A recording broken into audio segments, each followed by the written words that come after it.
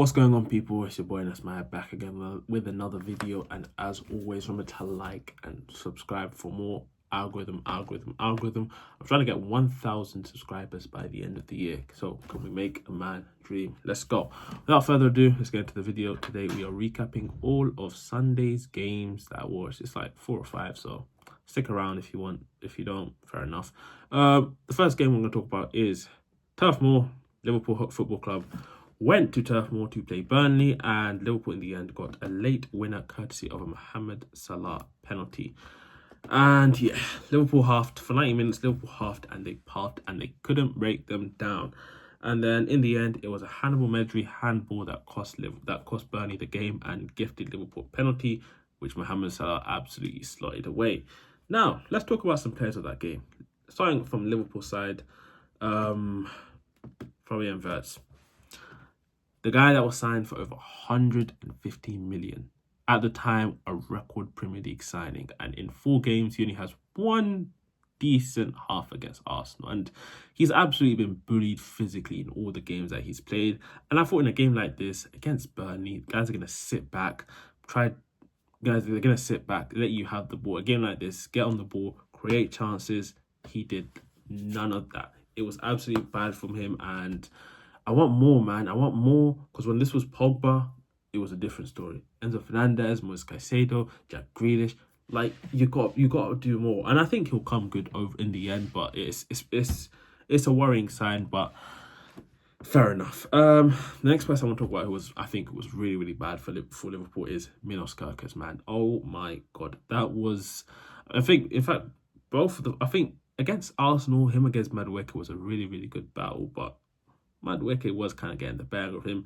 I thought he did all right against Newcastle, against Elanga, but then I remember him against Bournemouth, against Semenyo. Again, he was really bad, but I did think maybe that's his old team tax, so I think they kind of knew him like that, so fair enough. But this game, he was really bad. He got booked for a dive, which was absolutely stupid. I don't know why he did that dive. Like, he could have stayed on his feet and put in the cross, but he didn't, and then in the end, he got subbed off in the first half for Andy Robertson. Another guy I want to talk about who I thought was really non-existent in the game up until he got the winning goal was Mohamed Salah. To be fair, to start the season, he hasn't really been going for Liverpool, and they just don't really play. This season, I think Arne Slot is trusting Wirtz too much, because everything looks like it's going through Wirtz to the left-hand side, where like last season it was so dependent on him on that right-hand side, creating chances for them. And yeah, he hasn't started the season really well. And what's funny with Salah, he usually starts well, and then in the end of the season, he goes like this. Maybe this season's going to go like this, but fair enough. For me, I thought Liverpool's best player, in my opinion, today was Ryan Gravenberch. I thought the way he was just getting on the ball, dictating play for them from deep, really well, winning the ball back from them. And yeah, man, in the end, Liverpool get the win 1-0. Look, a sign of a good team is to win when you're not really expected to win. Is these type of wins that kind of win you the league title, not really the big games, but these wins. I remember like last season, like again, Liverpool versus Leicester away, it's Trent Alexander's goal that wins them the league. I remember Man City 18-19, it was a Vincent Kompany long strike that won them the league. Season before that, I remember games like even the last time Liverpool won the league title, like I remember Lallana away at Old Trafford 1-1 to get a draw. Mane away at Carrow Road, it's his goal that wins them that game that won them the league. Again, Mane at Villa Park, games like those that win you the league. But they haven't really been good to start the season. The 4 games they played, I mean, they conceded twice against Bournemouth, twice against 10 men Newcastle, and they got lucky against Arsenal because they took an 80th minute set. Szoboszlai won the free kick, and today it took a 90th minute penalty by Mohamed Salah against 10 men Burnley. They were really poor. But again, 4 wins from 4, they keep it moving. Yeah, on to the next game. Manchester City hosted Manchester United in the big Manchester derby game. And boy, look, going into the game, I was really optimistic. I did predict United to win 2-1, maybe because we do look better in the big games, like we turn up for it. But today, that performance we put in was unforgivable. I mean, where do I start? I mean, within the first 20 minutes, we could have been down 1-0 courtesy of Erling Haaland. I mean, today Haaland looked like proved for me why he's the best striker on the planet. The way he was absolutely bullying Delit, and the back three, the way he was absolutely bullying them. I mean, his first goal was a really, really good goal.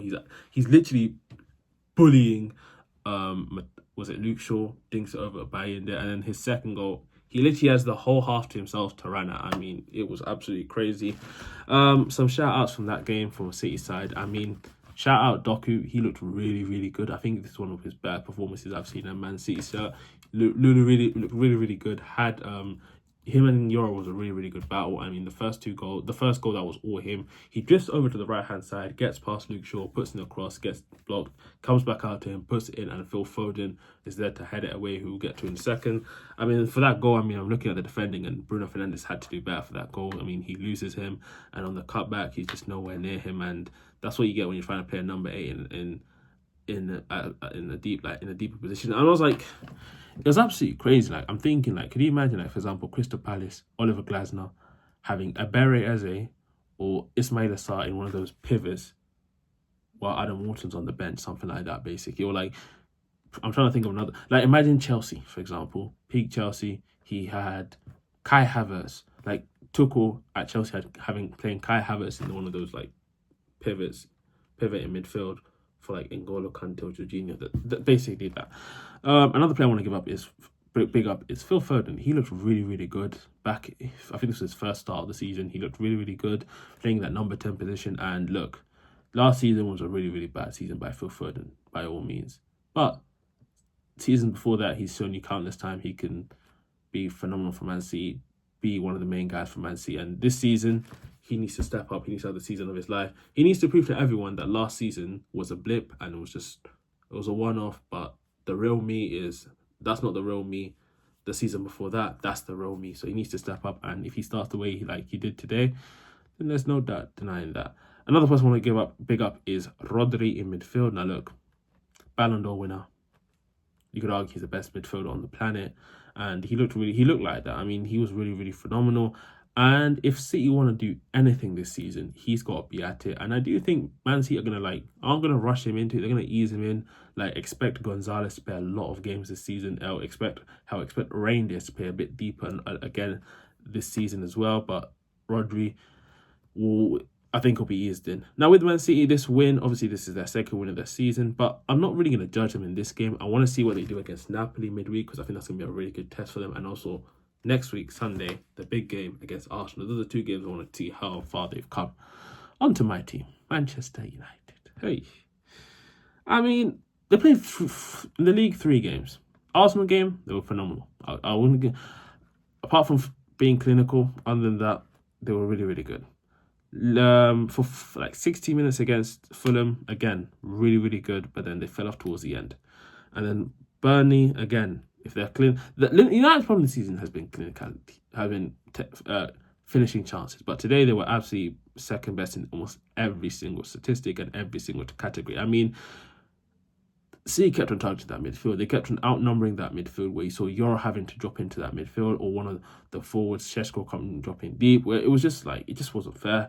It just wasn't like, it was men versus boys out there. Like Ugarte and Bruno Fernandes, you could see they were drowning in that midfield. And it goes back to the gaffer. Like, you had someone like Kobe Mainoo, you could have played next to him, who could have brought that calmness on the ball. I mean, when he came on, he did look like United's best player. I mean, with Amorim, the writing's on the wall, let's be honest. If he makes it by the next international break, which is the end of this month next month in October, then this guy can survive anything. I'm sorry. Like, this guy, the writing's on the wall, let's be honest. Michael Carrick, Ole Gunnar Solskjaer, Ruud van Nistelrooy, get your CVs ready. Work break's done. Time to go back to work. But yeah, Ruben Amorim, it's been nice. Bye. 7 wins from 7. That is absolutely abysmal. Anyway, I'll talk about Amorim the day he gets sacked. The next game I was watching this game was Paris Saint-Germain against RC Lens. And yeah, PSG were missing a couple guys. Obviously, Dembele and Doué were both injured for this game. They did rest some guys, the likes of Marquinhos, Pacho, Nuno Mendes, Zaya Emery, Jean Neves and Fabian Ruiz all got rested. Unfortunately, they still got another injury, because in the first half, Kavita Kvaratskhelia had to come off with an injury, and yeah, man, it just goes to show that footballers nowadays, they play way too much football now. I mean, PSG, they from the World Cup, some of the players like a couple of days later had to go to the Nations League. From the Nations League, they had to go to the Club World Cup, which was when they went all the way to the final, and then from that, like a month later, they had to come back for the Super Cup and then their league as well. It just shows how much football they play just for the money. And you look at it now, so many teams are suffering injuries. I mean, Dembele, Doué, Kvaratskhelia, that whole front three came off injured. That was the starting three that started in the Champions League final. Man City, Ryan Cherki's down, John Stones is down, Rico Lewis, Ryan Aït-Nouri, they're all down. I look at Madrid, what's his name? Rudiger's down, Camavinga's down, Endrick's down, etc.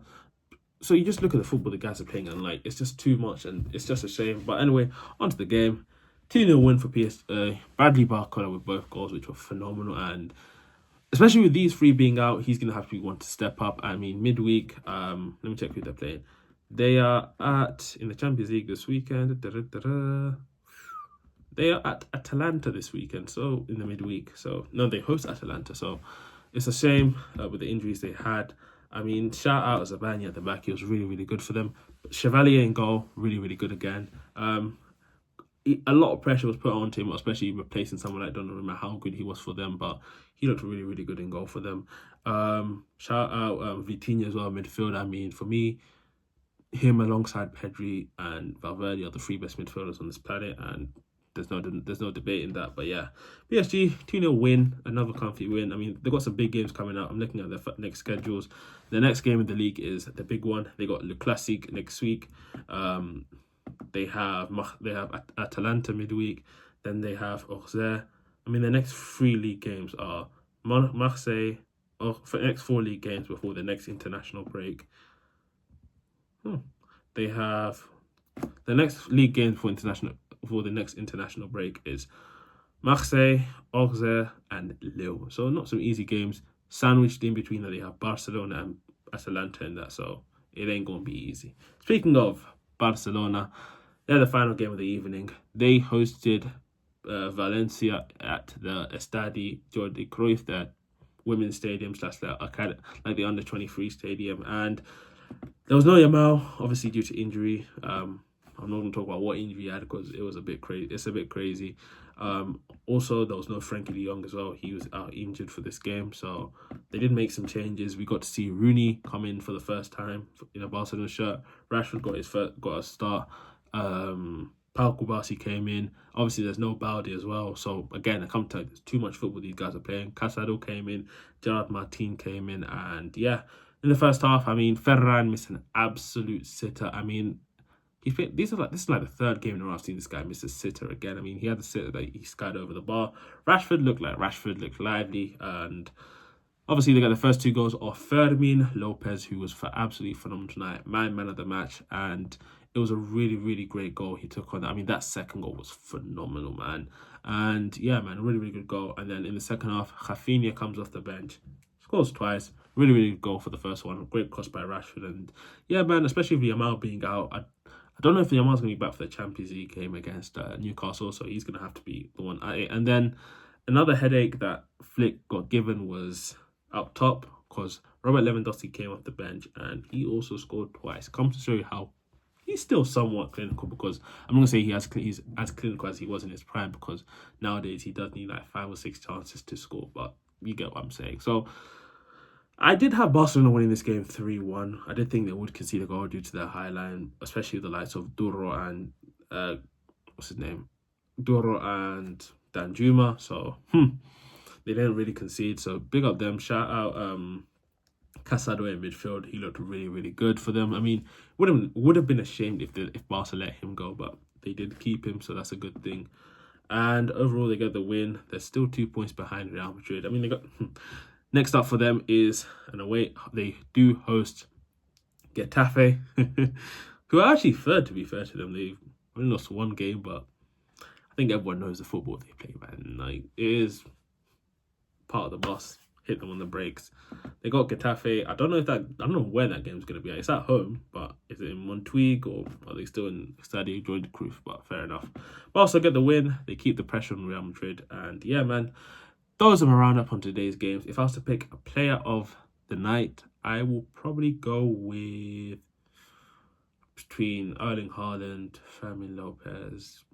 I'll go Erling Haaland. He was really, really good today. And yeah, shout out Fermin Lopez though. I think that, you know what? Haaland, you get the main one, and then you get player of the night, and then Fermin, you get young player of the night. Shout out that. Bozo of the night. I mean, it's got to be Manchester United and Ruben Amorim, but yeah, fair enough to them.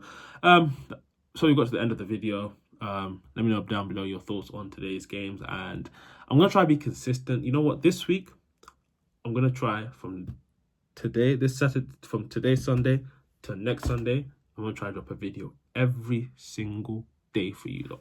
You're welcome. As always, remember to like and follow for more. And if you got to the end, comment Amorim. Yeah, comment Amorim. Peace.